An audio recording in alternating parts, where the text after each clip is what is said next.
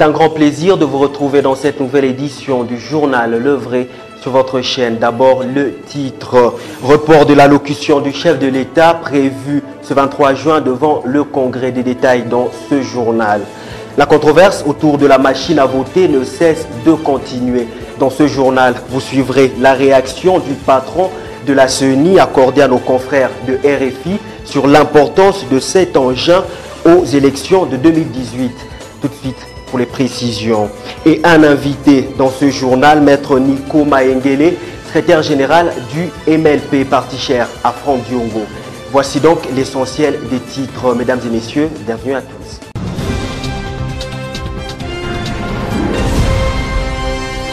Et comme annoncé dans le titre, le président de la République, Joseph Kabila, ne s'adressera pas devant les deux chambres du Parlement réunies en congrès extraordinaire comme prévu ce vendredi. Le chef de l'État s'adressera à la nation avant le 20 juillet, selon le président de l'Assemblée nationale, Aubin Minakou.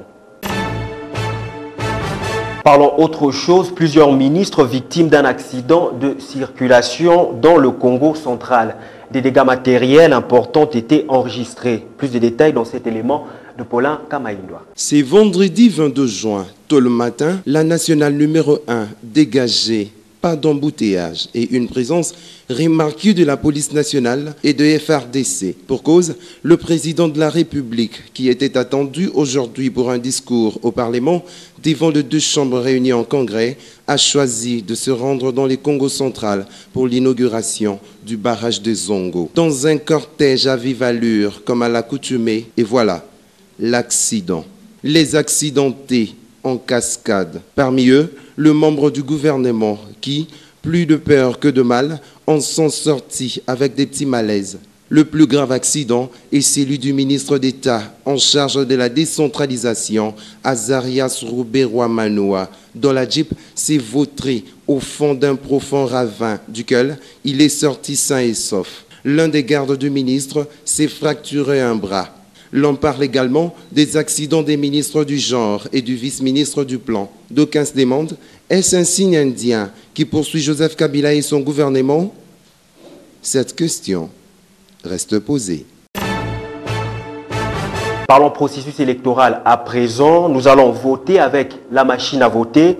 Peu importe la confiance que les Congolais m'accordent. Toutes les critiques sont des détails inutiles. Tel est l'essentiel de l'interview que le président de la centrale électorale Corneille Nangaa a accordé à nos confrères de RFI sur un ton visiblement embarrassé qui frise l'arrogance. Un rapport de l'ONG américaine The Sentry révèle des failles dans le système de sécurité de la machine à voter, avec la possibilité notamment de hacker les données pour connaître l'identité des votants ou intégrer de nouvelles données via les ports USB. Comment est-ce que vous comptez garantir la sécurité du scrutin? Cette ONG n'a jamais vu la machine à voter et on ne parle pas de la même chose. Ils ont travaillé sur des machines similaires auxquelles ils ont eu accès. Ce ne sont pas les machines similaires parce que les machines que nous présentons sont au Congo. Pourquoi ne pas avoir donné accès aux machines ici au Congo, aux experts britanniques qui sont venus exprès pour ça, pour lever l'équivoque? Les Britanniques ont été avec nous, on leur a donné accès. Nous avons fait l'expérimentation et leur mission se poursuit. Ils n'ont pas pu auditer la machine, c'est-à-dire réaliser un vrai travail de vérification sur la machine. Madame, nous n'allons pas partir d'audit en audit. Notre mission, ce n'est pas d'être audité. Notre mission, c'est d'organiser les élections. Et nous avons un plan logistique qui est déjà là. Et fin septembre, toutes les machines seront au Congo. C'est cela qu'il est question. Nous travaillons pour les élections. Il y a une crise de confiance. Est-ce que cet audit n'est pas indispensable pour un scrutin dans lequel tous les acteurs ont confiance? Madame, ma mission, ce n'est pas d'être populaire. Ma mission, ce n'est pas créer la confiance. Ma mission, c'est organiser les élections. Ce sur lesquels vous vous attardez, c'est vraiment des détails inutiles qui ne font que nous retarder. Nous allons voter avec des machines à voter le 23 décembre et nous sommes bien engagés pour ça. Dans le Sankourou, plus de 50% des électeurs sont enregistrés sans empreinte. Non, évidemment, ce n'est pas vrai ce que vous dites. Vous étiez dans la base des données. J'ai lu le rapport de l'OIF. Ce sont les affirmations des acteurs politiques. L'OIF ment? Une fois encore, je voudrais vous dire que la question du fichier électoral est derrière nous. Nous nous préparons pour les élections le 23. Et le 23, on va voter avec un fichier électoral qui est actuel, exhaustif, inclusif. C'est ça la conclusion générale de l'OIF. Donc vous n'allez mener aucune investigation sur les anomalies soulevées par l'OIF? Nous n'allons pas mener des investigations. Nous allons mettre en œuvre certaines recommandations de l'OIF, dont la plus importante et l'affichage des listes provisoires. L'affichage commencera au mois de juillet, à la deuxième quinzaine du mois de juillet, de sorte que chaque Congolais qui voit que son nom n'est pas là, ou bien on a mal écrit son nom, on l'a affecté dans une mauvaise adresse, que ces Congolais fassent une réclamation. Et à partir du mois d'octobre, le 20 octobre, nous allons sortir les listes électorales définitives. Si vous voulez que nous revenions sur les fichiers, donc vous ne voulez pas des élections dans ce pays. Quelle est la nature du soutien que vous allez demander à la MONUSCO pour ces élections? Je n'ai pas de soutien à demander. Vous allez tout financer et organiser seul? Le gouvernement a pris l'option de ne pas demander assistance internationale pour ces élections. Ce n'est pas un problème de la CENI. Restons dans le même registre en rapport avec l'intervention de Corneille Nangaa à la RFI sur l'état des lieux du processus électoral. À l'UNC, l'on s'est dit indigné. Le parti de Vital Kamerhe réaffirme sa position contre la machine à voter. Dr Sele Yemba est son porte-parole adjoint. Il est au micro de Philippe Vumpi et de Belgodon Mutombo. Dr Sele Yemba, cadre de l'UNC, s'est dit indigné face à la déclaration du président de la CENI à la RFI. Deux sentiments m'ont traversé quand j'ai suivi Corneille Nangaa. C'était d'abord un regret et puis l'énervement à la fin. Je ne peux pas comprendre que le président de la Commission électorale nationale indépendante, qui devait apaiser les esprits des gens, soit celui qui doit surchauffer les esprits des gens. C'est énervant et l'Union pour la nation congolaise ne peut pas l'accepter. Nous ne pouvons pas accepter que Nangaa nous parle comme s'il parlait à ses enfants, qu'il nous parle avec un ton autosuffisant, inacceptable. Il ne sera pas question d'aller aux élections avec ces machines. Ça sera soit Corneille Nangaa, soit le peuple congolais. Nous ne pouvons pas accepter d'aller aux élections avec ces fichiers, avec un taux si élevé des gens qui n'ont pas d'empreinte, jusqu'à 24,2%.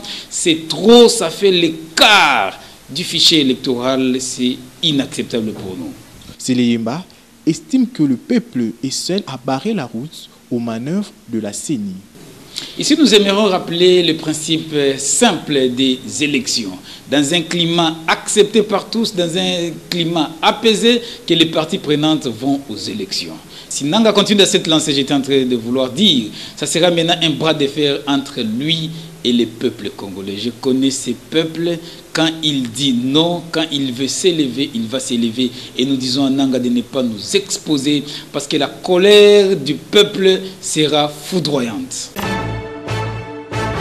Et d'une réaction à une autre, au PPRD, l'honorable Dunia Kilanga appelle tous les Congolais à se ranger derrière le PPRD afin d'aller aux élections en 2018. Ziko Bwanda pour les détails. Non, ça c'est injuste. Ce sont des chantages. Nous sommes un pays souverain. Nous allons nous battre pour la révolution culturelle. On ne peut plus nous enchanter dans notre pays. Les élections concernent les Congolais. La RDC, c'est pour les Congolais. Le Congo est souverain, indépendant. Nous ne nous soumettons pas au chantage de qui que ce soit. Que tout le monde sache, je vous le dis. Pour nous, nous étions hier avec Kabila. Nous sommes aujourd'hui avec Kabila. Nous serons avec Kabila demain. Pour nous. Tokolinga le sous terre, Moutou aya komati la Congolais na mboka na bango. Au droit de l'homme égalité, au pour égalité, État libisoté, Tokenda na mapono. Donc avant, aujourd'hui, hier, aujourd'hui et demain, Tokozalaka na Joseph Kabila. Qui au Olobi au Dunia, côté sous na pototé. Dona iloko côté na pototé. Et ko changer biso eloko moko te. Mboka na biso nzamba pesa biso yango. Mais honorable Oza, sans ignorer que Ndeko Kabila a coûté tout est pour mieux. Comment vous expliquez biso gena tokozala na lisusu? Na ebisi yo ke hier tout ça na Kabila. Aujourd'hui tout ça na Kabila. Demain nous serons avec Kabila. Explication na ngai yango wana. Tozali sikoyo prêt na nyonso. Tout le c'est tout. Et pendant ce temps, le président de la République, Joseph Kabila, a procédé à la nomination des ambassadeurs extraordinaires et plénipotentiaires par voie d'ordonnance, jeudi 21 juin 2018. Denis Kaloumenumbi en Russie, Rose Osako Okitundu en Algérie et Jano Letamba en Allemagne et enfin Louise Zanga Ramazani en Espagne. Quelques dirigeants congolais interdits d'entrer aux USA. Leurs noms ne sont pas connus. Les concernés seront notifiés quand ils voudront s'y rendre. Des détails avec Amira Otoko. Suivez. Dans un communiqué rendu public, le département américain a annoncé jeudi avoir pris des mesures pour empêcher quelques dirigeants d'entrer aux États-Unis d'Amérique. Il leur est reproché leur implication dans des actes importants de corruption liés au processus électoral ainsi que des graves violations de droits de l'homme. Toujours selon ce communiqué, ces mesures sont un signal fort pour que le gouvernement s'engage à lutter contre la corruption, à soutenir des élections crédibles conduisant au premier transfert du pouvoir pacifique et démocratique en République démocratique du Congo et à emmener ces personnes de répondre de leurs actes. Cependant, pour des raisons diplomatiques, la liste ne sera pas publiée. Les concernés seront notifiés quand ils voudront se rendre au pays de l'oncle Sam. Pour le département américain, seule l'organisation des élections crédibles et transparentes en décembre 2018, dans lesquelles les Congolais seront libres d'exprimer leur point de vue, garantira un avenir plus paisible et prospère au pays de Lumumba et dans la région. Parlons société à présent. Réponse du berger à la bergère dans un entretien avec les Congolais de la diaspora sud-africaine. Félix-Antoine Tshisekedi, président de l'UDPS, rassure que les liens entre lui et Moïse Katumbi demeurent étroits et que le temps est venu de regarder et d'avancer sur une même direction. Paulin Kamaïndoa pour ce décryptage. Profitant de son séjour en République sud-africaine, le président de l'UDPS et du Rassemblement de l'opposition a entrepris de rassurer les Congolais vivant au pays des Mandela sur l'unité de l'opposition en vue de chasser Joseph Kabila au pouvoir et de l'avènement d'un état de droit. À Félix Tshisekedi d'inviter le Congolais de la diaspora d'éviter de créer la division entre lui et Moïse Katumbi. Pour Fachi, les relations entre lui et le président de Ensemble sont au beau fixe. Il dit, je cite, « Ne nous poussez pas à la division. Vous nous avez toujours reproché d'être une opposition désunie. Maintenant que nous sommes ensemble pour chasser Kabila du pouvoir, pourquoi voudriez-vous nous diviser? Que gagneriez-vous si je me dissocie de Moïse Katumbi ?» Fin des citations. L'occasion pour l'héritier du Sphinx de Limete d'inviter le Congolais de l'étranger à regarder sur la même direction et à se focaliser sur l'essentiel. Félix Tshisekedi a par la suite conseillé à tout celui qui aurait un problème ou une plainte contre Moïse Katumbi d'attendre l'avènement d'un état de droit au Congo pour porter plainte, a-t-il conclu sous les applaudissements de l'assistance. Affaire passeport, après plusieurs intox et atermoiements autour de la question, enfin, le ministre de la Justice, Alexis Tambwe Mwamba, vient couper court. C'est le gouvernement congolais qui a retiré le passeport de Moïse Katumbi du système. Des éclairages dans cet élément. L'opinion ne s'attendait sûrement pas que ce soit Alexis Tambwe Mwamba lui-même, ministre congolais de la Justice, qui dédouane l'honorable Moïse Katumbi Tchapwe dans l'affaire dite de passeport falsifié, à propos de laquelle le procureur général de la République a même ouvert une information judiciaire. Le ministre reconnaît clairement que tous les passeports semi-biométriques, dont celui évidemment de Moïse Katumbi, ont été retirés du système et qu'ils en avaient à cet effet informé Interpol. Le passeport biométrique a été retiré du système. Ça a été annoncé par le vice-premier ministre, le ministre des Affaires étrangères, et l'Interpol a été informé. Il s'avère donc que l'épisode de l'aéroport de Zaventem n'a rien à voir avec un passeport falsifié. Tout le mérite à Tambwe Mwamba qui apporte ces éclaircissements. Mais là où le ministre triche, c'est lorsqu'il affirme que le passeport ne devrait être sollicité que sur le lieu de résidence. Donc, quiconque a besoin d'un passeport, s'il remplit les conditions, il introduit le dossier sur le lieu de résidence. C'est ça, la règle. Alors que le moniteur belge de ce mercredi 20 juin à 10h18 et 30 secondes établit clairement qu'il est lui-même résident en Belgique. Son passeport lui a quand même été délivré à Kinshasa, en République démocratique du Congo. Évidemment, son affirmation est destinée à contrecarrer les démarches de l'honorable Moïse Katumbi Tchapwe. Comme si en RDC, il existait finalement des lois spéciales qui ne s'appliquaient qu'à ce dernier seul. L'objectif étant de barrer la route à sa candidature aux prochaines échéances électorales, Des efforts vains qui ne font qu'affermir la volonté du candidat président à se présenter. Énième arrestation des activistes du mouvement citoyen en RDC. Cette fois, ce sont les militants du mouvement Mwanamboka RDC qui ont vu leurs militants molestés et arrêtés au cours d'une marche pacifique dans laquelle ils exigent l'interdiction des petits commerces par les expatriés tels que prévu par la constitution du pays. Justin Manyongo pour les détails. Après avoir adressé plusieurs mémos sans suite aux autorités congolaises, afin que celles-ci applique les dispositions constitutionnelles interdisant aux étrangers d'exercer des petits commerces en RDC. Le mouvement citoyen Mwanamboka est passé à une autre phase. Il est descendu à la rue pour exprimer son ras-le-bol. Parti de l'avenue Croix-Rouge dans la commune de Kinshasa, sans anicroche, leur marche pacifique sera bloquée par la police au niveau de l'avenue Itaga, toujours dans la même commune. Après une intense discussion avec la police, les forces de l'ordre vont brutaliser les marcheurs, une pratique répréhensible en démocratie.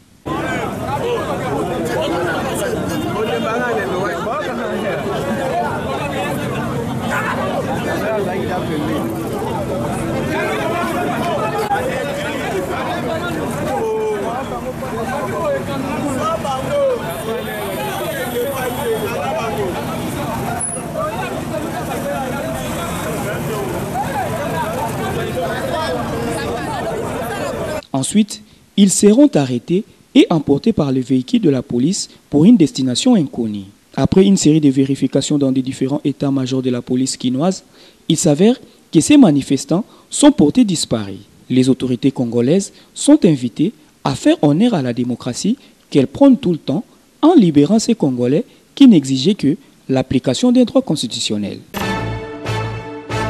Stéphane Nzita Dinzita, recteur de l'Université chrétienne internationale, s'insurge contre la spoliation du terrain qu'occupe l'UCI sur la 14e rue Limité, tout en faisant mention du jugement RC 3056 qui a rétracté la décision d'expulsion. Il a dit au micro de Zico Bwanda. Regardez. Au cours d'une allocution, le professeur Nzita Dinzita appelle tous ses étudiants à ne pas faire usage de la force face aux éléments de la police qui occupent illicitement l'enceinte de l'Université chrétienne internationale. Vous avez 4 éléments qui sont là-bas. Messieurs, mesdames, les médecins et les infirmiers. Vous savez que cette nuit, ils ont menacé tous les passants là-bas. Beaucoup d'enfants pleuraient. Et ils sèment la terreur à l'extérieur. Mais comme ils n'ont pas encore semé la terreur ici, vous ne soyez pas impressionnés, ne soyez pas intimidés. Ce pays-ci nous appartient. La personne qui a acheté, qui a payé la facture du Congo n'est pas là. Donc, continuez à suivre vos cours comme s'il n'y a rien, ignorez-les. Nous avons écrit à M. Kassongo qui les a envoyés et à tout le monde que nous avons des gens ici irrégulièrement ici. La vraie raison, ils ont peur de M. Nzita à cause des élections. Place à présent à l'invité du vrai journal. Regardez.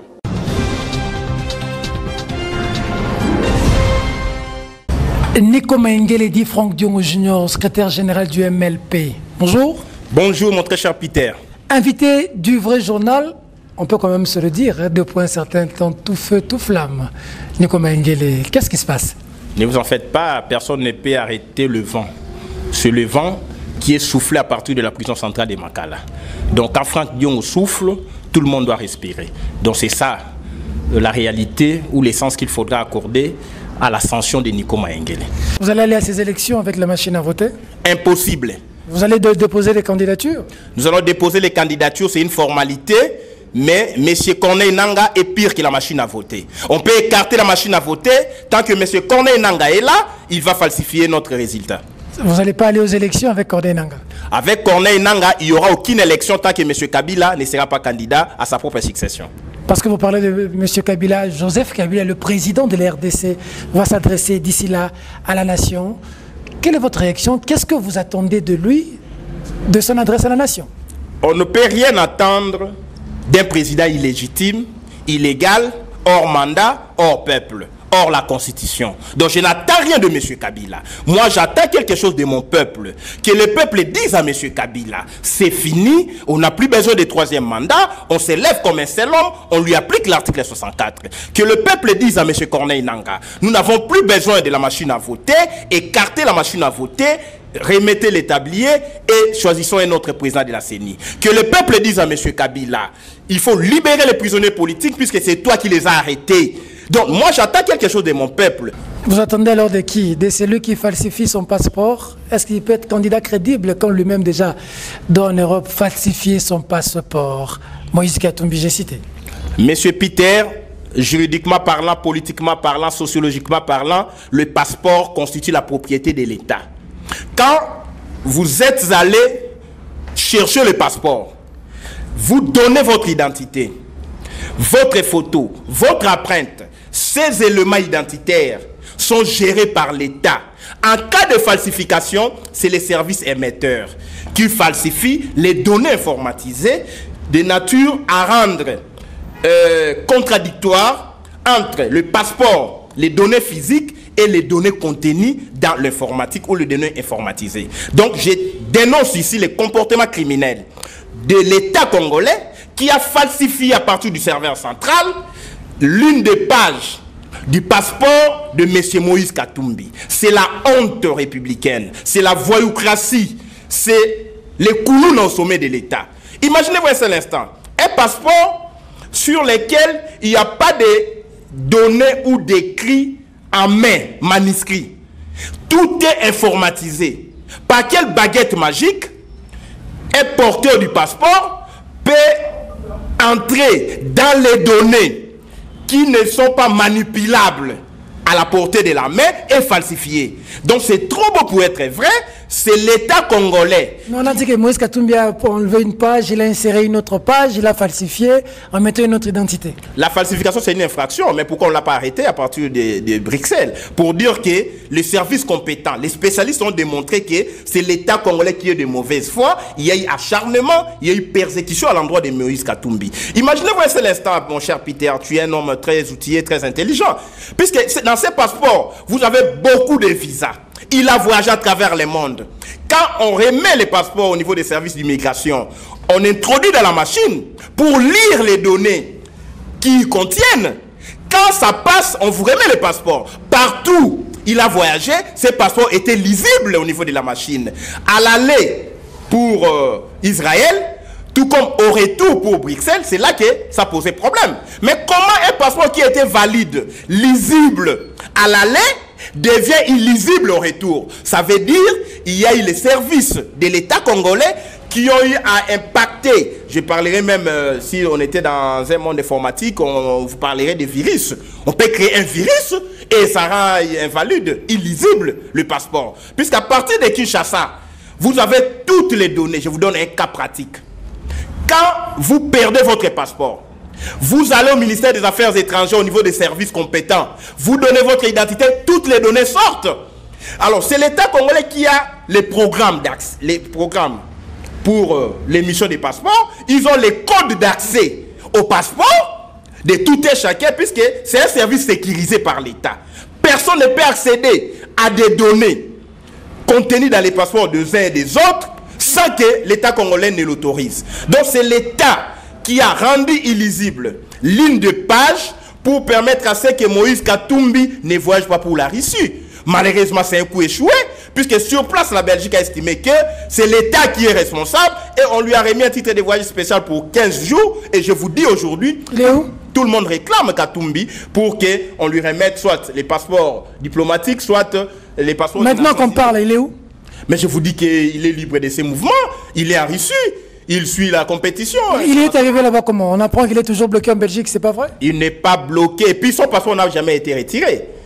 Il continue à porter son passeport. C'est ça le mensonge de l'État congolais érigeant un système de gestion. Il a son passeport. Il a été voyagé grâce à un permis, grâce à un titre de voyage spécial de 15 jours, en attendant que Moïse Katumbi revienne en Belgique pour soit obtenir les passeports des Nations Unies, soit obtenir les passeports diplomatique. Et puis, je vous montre la contradiction. Je vous démontre la contradiction. Regardez. les caractères planifiés et contradictoires. On vous dit Katumbi c'est un Italien. Mais on tombe sur un passeport semi-biométrique de l'État congolais. Et personne ne dit que c'est un faux. Parce que la falsification, c'est pas un faux. Le PGR a ouvert une enquête. Hein? Je vous explique en droit. Personne ne dit que c'est un faux passeport. On dit c'est un passeport de l'État congolais falsifié. Oui. C'est falsifié par qui? Par l'État lui-même, qui a les codes d'accès, qui a changé les éléments contenus dans les passeports, qui a falsifié. C'est le pouvoir de M. Kabila. Pour quel intérêt? Pour nuire à la personne de Katumbi, pour l'empêcher de rentrer au Congo. Comme on a vu avec Mboussa qui a dit qu'on lui a fait la même chose en Ouganda pour l'extrader. Pareil avec Bienvenu Matouma aussi de la Lucha qui a tweeté en disant qu'on a aussi bouché ses données. Mais c'est la même chose avec Mboussa Nyamwisi. Ni c'était l'intervention du président Museveni. Mboussa serait extradé ici. Donc vous avez un service, vous avez un état criminel qui peut falsifier nos éléments identitaires pour vous mettre en porte-à-faux avec la justice. Et à ce quoi nous disons non. Puisque si vous suivez de près cette affaire-là, vous comprendrez ceci. Lorsque nous avons réussi notre meeting à la place Sainte-Thérèse, c'était un coup dur pour l'État congolais. De voir Katumbi s'adresser directement aux Kinois et Kinois au travers d'une vidéoconférence.